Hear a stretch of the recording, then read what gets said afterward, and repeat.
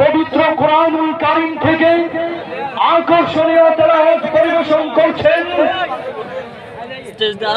হাফেজ মোহাম্মদ ফাহিম হাসান। আমি সম্মানিত হাফেজ সাহেবকে পবিত্র কোরআনুল কারীম থেকে তেলাওয়াত করবার জন্য সবিনয় অনুরোধ জানাচ্ছি। السلام عليكم ورحمة الله وبركاته. أعوذ بالله من الشيطان الرجيم.